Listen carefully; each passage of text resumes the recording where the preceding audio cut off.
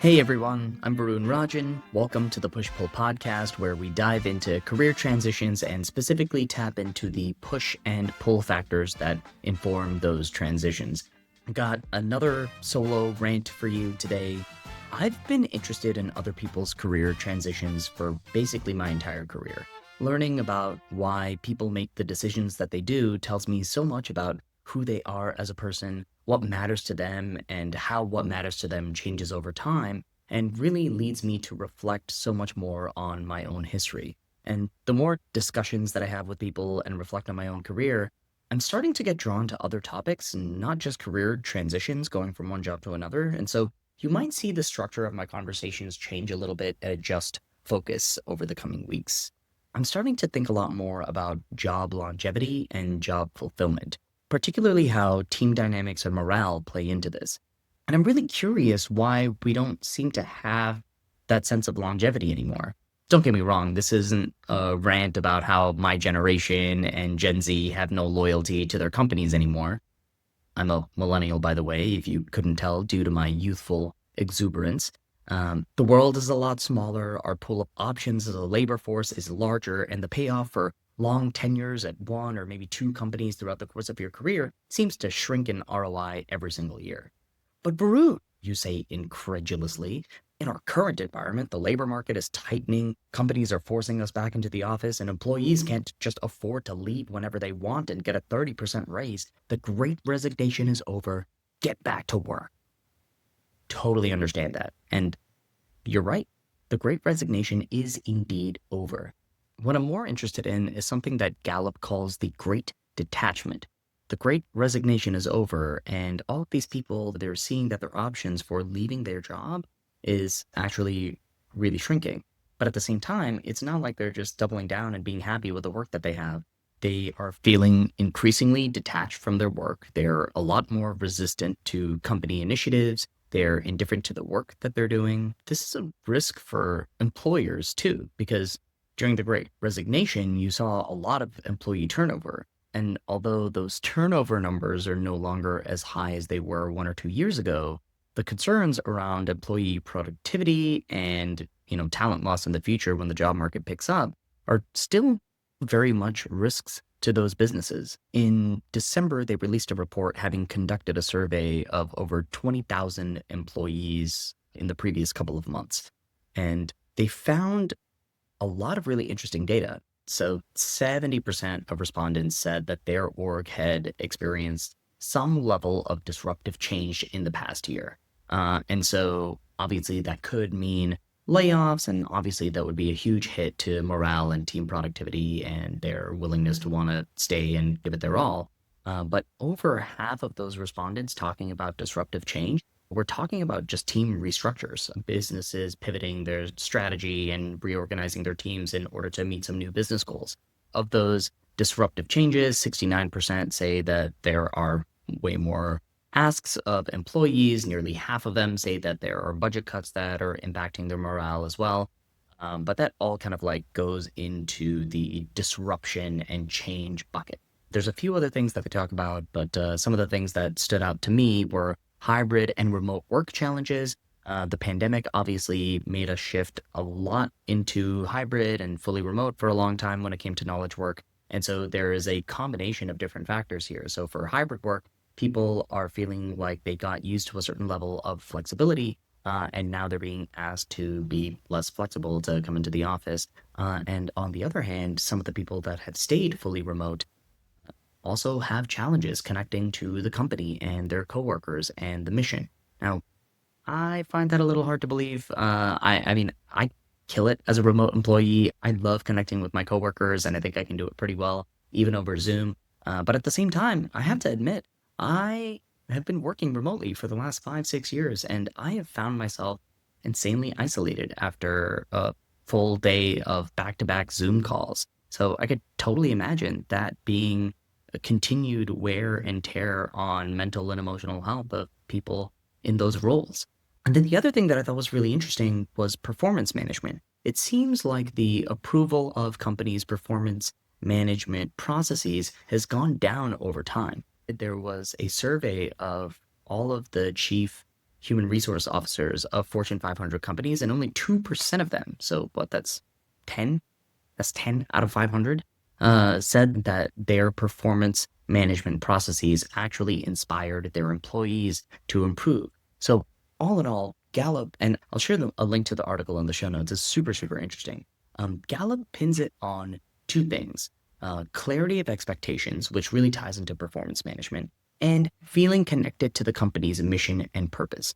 Of course, if you're going to have a lot of changes, both in the kind of working environment, going hybrid, going remote, as well as having all of these sense of uncertainty and layoffs and restructurings, it makes sense that people will feel a little bit less connected. And if you are also constantly shifting teams, or the organization around you is changing and you have manager after manager, I've talked to so many people who, and I've been in the situation too, where I've just kind of been swapped managers over and over again.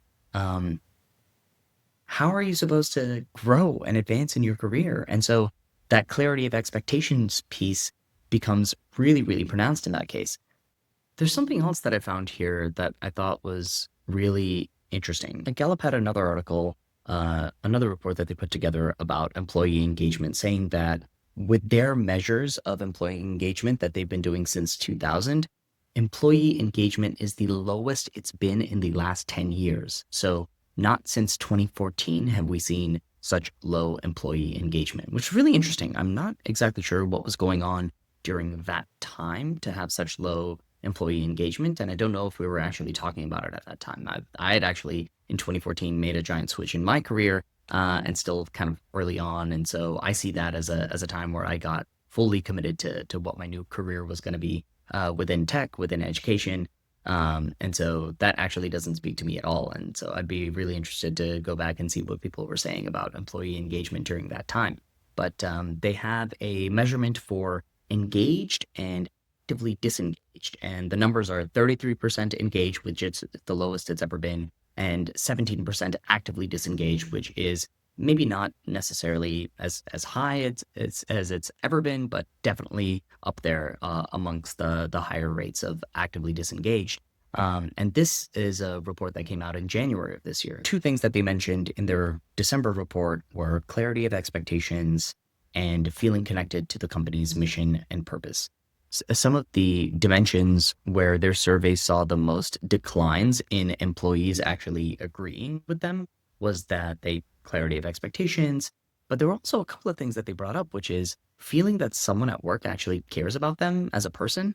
Apparently, between 2020 and 2025, there was a drop of 47% to 39% of employees who felt strongly that somebody actually cares about them at work. And also, there's been a 6% drop from 36% to 30% of the survey respondents that say someone at work is actually encouraging their development. So people don't know what their employers actually expect of them. They're feeling increasingly alienated from their work environments. They feel like they're being asked to do more, even in a world where they've started to prioritize things outside of work a little bit more.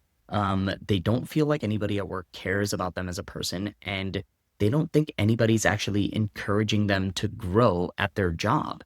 And this all seems like a recipe for disaster. What are we doing? Is everyone just going to be quiet quitting for the rest of their careers? That's insane. You can't just quiet quit and find a new job. So what are you going to do? Just quiet quit and languish in the job that you have today?